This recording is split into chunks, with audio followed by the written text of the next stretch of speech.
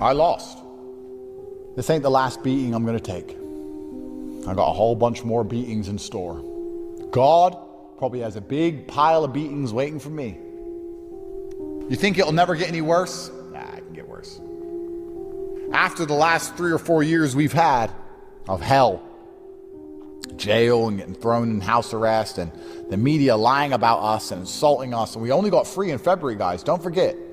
I said to Tristan, the universe probably owes me this win. I've been through so much.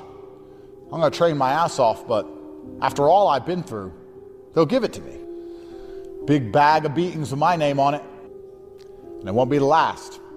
I'm sure in 6 months from now something else is gonna happen, and it's gonna be like, man, I've been through so much shit, so many bad things happening to me. Why now? Why again? But all the superheroes out here know that's how life works, right? Just when you think it can't get any worse, just when you think you're down, another kick comes, another kick comes, another kick comes. And you know what makes you a G? Because you get up. This ain't my last beating. More is coming. And I'm gonna stand there and smile in the face of every single beating God sends my way. You can shoot me with as many bullets as you like. I remain unfazed. You may beat me, but I won't quit. And I won't give up. And you're not gonna break my spirit, and you're not gonna break my heart, and you're not gonna make me afraid.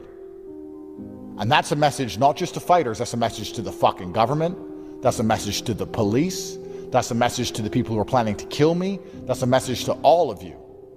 As long as I'm breathing, I'm not afraid of any of you. And if I can get up, I'm gonna get up. I don't feel sorry for myself. I don't sit around hoping my enemies are gonna have mercy on me. I don't mope around the house like, oh, please stop. Nah, fuck you. I'll get up. Kick my ass. I'll get up. That's why I'm top G. Not because I always win, because I always get up. The worst possible existence, the worst possible version of life would be to give up hope for the future. And I think a lot of people give up hope for the future because they start getting scared of all those beatings that are coming, right? They sit and say, you know what? I've lost my girl, lost my house, lost my money, lost my car, and now I got sick on top of it all. I just want to give up. I quit. I have no hope for the future anymore. And one of the most powerful things about not being afraid of taking a beating is that you never lose hope for the future. I know beatings are coming. I don't care. In fact, part of me kind of likes it. Maybe I'm just stubborn. I like being that guy who's like, we've kicked his ass and he just won't shut up. We've taken all his money, we threw him in jail, we threatened to kill him. He won't stop. We've tried to make this man kill himself. The harder you hit me, every single time I get back up, something in my soul goes, you're annoying them, Andrew. And that gives me all I need to carry on. I don't lose hope for the future. And I'm not scared of all the bad things that are coming my way because I know there's going to be a whole bunch of good things too. I've been to hell and back 1,000,000 times. I have struggles none of you know about. Am I top G because I never lose? What kind of man would I be if I never lost? Imagine I didn't need to go to the gym and I had muscles and I never lost a fight and I had money from the sky and any girl I wanted and I just went through life and got everything I wanted. I wouldn't even be a good person.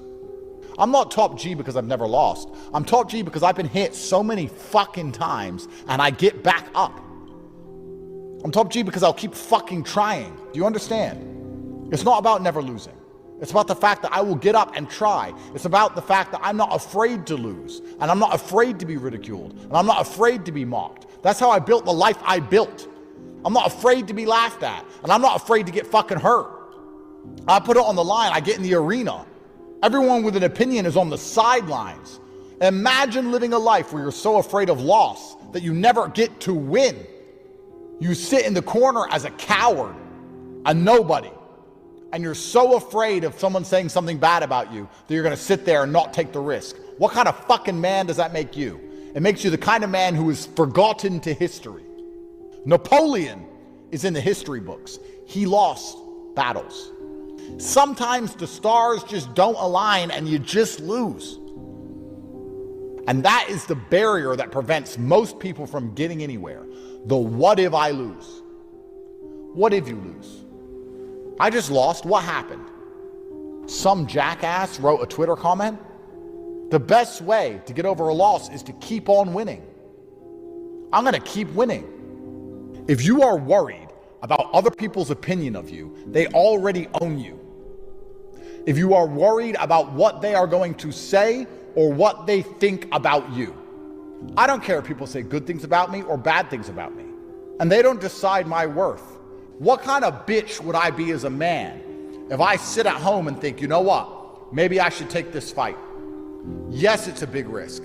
Yes, I might lose. And if I lose, people on the internet will make fun of me, so I'm not going to do the fight. Are these people my fucking boss? Am I going to allow them to treat me like a slave? Am I a slave to the opinions of people I've never even met? Why do I give a fuck about the opinions of imperfect people who didn't take the risk I took? And I don't care if people mock me. And that's why I took the risk in the first place. And that's why my life is the life it is. Because I've done nothing but take endless risks all the way to the top.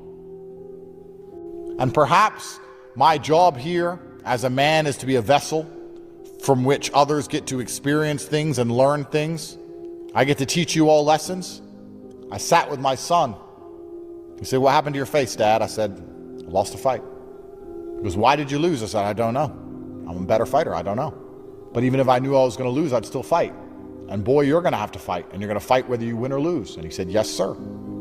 Maybe my job on this planet is to just to take a fucking beating over and over again and give everybody else what they want, to make sure the mothers of my kids have a fantastic life, and to make sure that my kids have a fantastic life, and to teach you all things. And maybe I'm just here to fucking suffer, and I'm going to do it all so I can give everyone else a fantastic life and give everyone else mindset advice. Nobody gives me mindset advice. Nobody helps me. Nobody helps me with my mindset and saves me when I'm depressed. No, maybe I'm just here to take a fucking beating like a piñata and give candy to everybody else. Maybe that's what God's plan was for me. But I ain't going to fucking cry about it. If that's what God wants me to do, then that's what I'm going to fucking do. It's the day after Christmas, and I'm working. I've got all this money and this big, beautiful house and these Bugattis and Paganis and all these expensive things, and here I am working the day after Christmas. And people with nothing, people who can barely pay their bills, are going to wait until January 1st before they go and try and make some money. 2025 was the year in which a lot of people simply gave up on their dreams. I saw it. 3 years ago, I used to say, escape the matrix and see fire inside of people. I'd see their souls alight. And now when I say escape the matrix, a lot of people just stay dead. 2025 was the year they just quit. They just thought, it's impossible. Everybody knows that traditional education is a scam, and everybody knows that their job is never going to pay them enough to buy a house, to outpace inflation and taxes. They know these things. Instead, the matrix has beaten them down so heavily and demoralized them to the point where they're just happy to stay a slave. And what more slave-minded but then to sit and say, I'm not in the position I want to be. I know I need to dedicate myself. I need to really get up there and try, but I can't do it until the 1st of January. I can't do it until the calendar changes. These days between Christmas and New Year, where I have absolutely nothing else to do, I'm not prepared to work during. I've always said this is the winner's New Year. The day after Christmas is the day that people who are serious about their dreams begin to work. That's the only reason these days exist. What else are you doing with them? Eating leftovers? And the fact that most people aren't working at all, that gives you double karmic bonus for working. Do you understand? To be the person who is working when everyone else refuses to be the one who is dedicated when everyone else is lazy, that gives you double powers. Now is the time that you get serious about the work that must be done. Not January 1st, you do it now. Of course, unless you've quit. I can't make a man fight if he doesn't want to fight. A lot of you have been listening to me for many years telling you that you need to escape, and your excitement is gone. You've quit and you've accepted your life path, and you're going to live with regret. You're going to lay on your deathbed wishing you tried. What is the lesson that I've taught the whole world only a week ago? It's okay to fail, but you have to try. Most of you aren't even prepared to try anymore. But for the few of you that are, for the few of you that understand waiting until January 1st is in many ways setting yourself up for failure. That delay, that procrastination, you will pay the price for. For those of you who understand that if you are serious about getting anything done, it must be done instantly, that God rewards people who take instant and immediate action. For those of you who want to have a life worth living in 2026, who actually want to escape the matrix, we are waiting for you. This year is going to be a transformative year. There will be energy in the universe. Energy that you can grab and transform into the building blocks required to improve your life in all realms. But none of it's going to matter unless you're prepared for it. None of it's going to matter unless you're doing due diligence on yourself. You need to self-analyze and self-reflect in all realms to make sure that you're not on the wrong path. If you do not change the direction in which you are heading, you're going to end up exactly where you are headed. For things to change for you, you've got to change. Otherwise, it isn't going to change. You say to a broke person, do you want to be rich? Oh, I'd love to be rich. Okay, there's your wish. What's your plan? One day when my ship comes in or I'll win the lottery, then they just start talking about luck. You know why people love luck? Because they ain't gonna work. So when I ask you, do you want to be rich? You say, yes, I do. I say, what is your plan to become rich? You say, I don't know. Then the chance is now zero. If you truly want to become rich, like you said you did, then you would have a plan to make it happen. If you have a 0% chance of achieving something, then you don't want it very hard. Things must be planned for and prepared for. Losers, if I ever am unfortunate enough to interact with these people, they will sit and say, you have all those things and you're more important than me and you're more well known than me yet, but I'm happy. I don't give a fuck. History books were never written about the happiest man. They wrote about the man who got the most done. They wrote about the bravest men. Never did they write up an entry. Robert Smile-a-Lot. He was known for being happy. These are not our historical figures. They are not our lore. Nobody gives a fuck about the happy people. Nobody cares how happy you are. It is not a virtue. It means nothing. So the single biggest mistake you can make to keep you weak is to be concerned about being happy. So people used to wake up and think of hard things they could possibly do. They'd wake up with a very fine and normal life, just like you are. You wake up, you have a bed, you have food, your life's fine. Some men are okay with that. Some men think, what is something hard I can do from here? The Egyptians built the pyramid because it was hard. Men wanted to be the first people to sail the 7 seas and risk their lives, to cross Antarctica and risk freezing to death, to be the first person to do it so that everybody would say, wow, I bet that was hard. Difficulty, value are inextricably linked.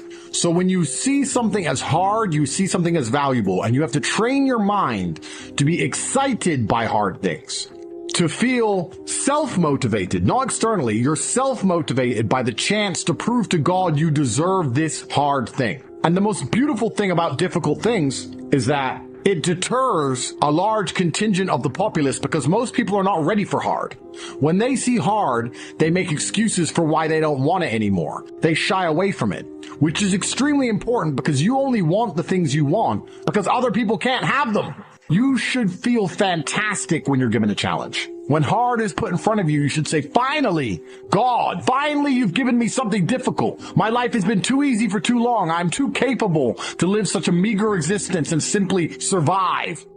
Because I believe as a man, chasing happiness is probably the most asinine thing you can do. It's the easiest way to lose as a man is to chase happiness. And really the only thing that's fun in life is work. Life is just, it's a game. We're living in a simulation. And if you want a high score, you have to choose the highest difficulty.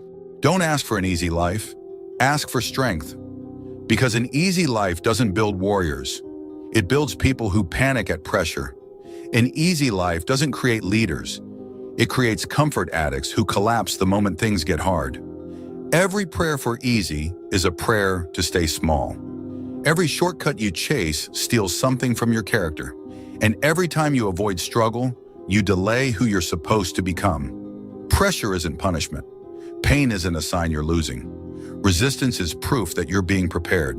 You don't grow in calm waters. You don't discover your power when everything is going your way. You discover it when life hits you, and you refuse to stay down. Stop asking, why is this so hard? Start asking, what is this making me? Because the weight you're carrying right now is shaping your back. The fight you're in is sharpening your spirit. The struggle you hate today will be the story that saves someone else tomorrow. God doesn't give easy assignments to strong people. He gives heavy assignments and then builds the strength along the way. So don't pray for less pain. Pray for more discipline. Don't ask for fewer obstacles. Ask for more endurance. Don't beg for comfort. Beg for courage.